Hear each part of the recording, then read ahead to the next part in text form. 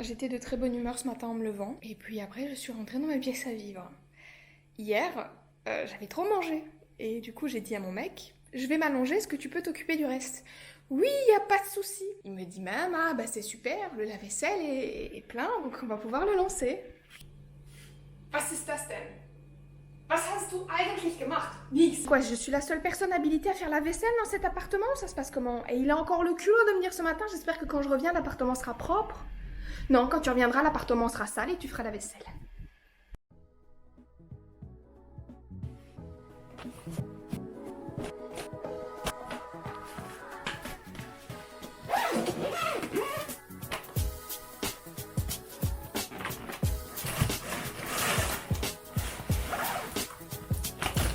Je vous rassure, je ne fais pas ma valise parce que je quitte mon homme sous prétexte qu'il n'a pas mis 2 assiettes dans le lave-vaisselle, pas du tout. Voilà, je vais pas faire l'ingrate, hein, ils m'aident beaucoup à la maison, c'est juste qu'il m'a fait une blague en partant au travail ce matin, que j'ai compris uniquement quand je suis rentrée dans ma cuisine et que j'ai un petit peu m'appris sur le moment.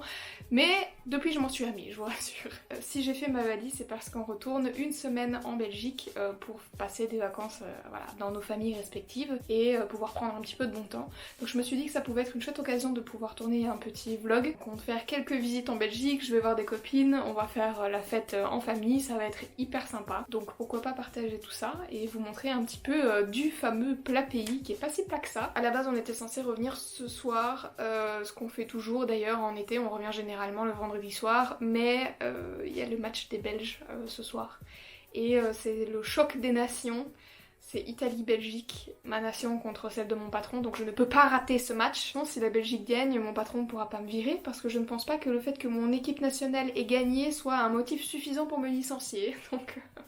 Mais par contre, si l'Italie gagne, je vais faire chambrer, donc juste, s'il vous plaît, que la Belgique gagne.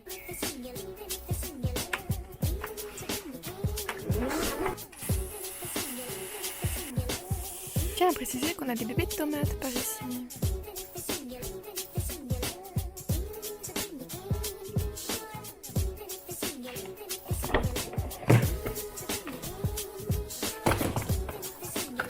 On n'oublie pas d'emporter le parapluie vu qu'il va faire dégueu et on espère qu'il nous porte chance.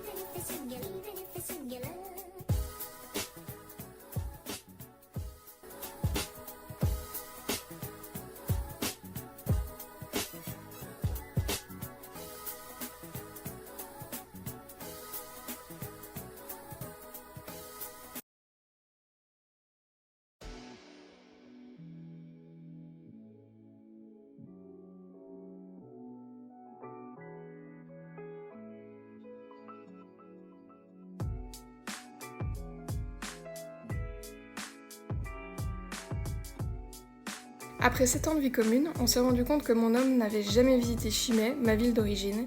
Il pensait que je me moquais de lui quand je lui parlais d'un château et d'une princesse, sauf que pas du tout. Nous avons vraiment un château et une princesse à Chimay. C'est une petite ville située tout au sud de la Belgique, en Hainaut. Chimay te dit peut-être quelque chose parce qu'en effet, cette ville est mondialement connue pour ses bières trappistes. Mais il n'y a pas que de la bière à Chimay.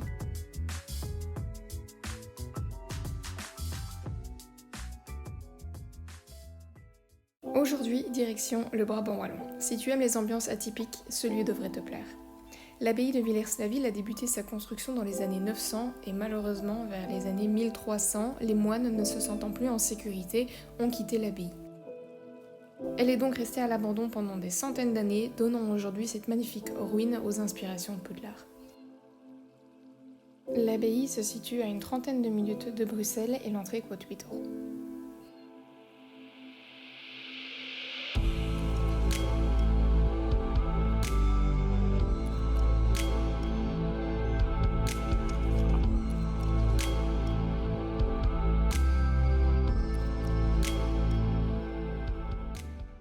Petit détour par Mons, c'est la ville où j'ai fait mes études et où j'ai retrouvé 2 copines d'Instagram pour pouvoir passer un petit moment ensemble. Exit la Wallonie, bienvenue en Flandre.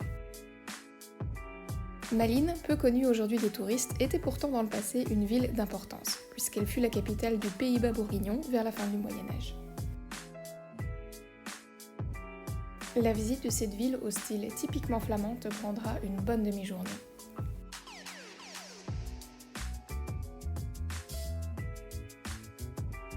Malines est située entre Anvers et Bruxelles, à une vingtaine de kilomètres de ces deux villes.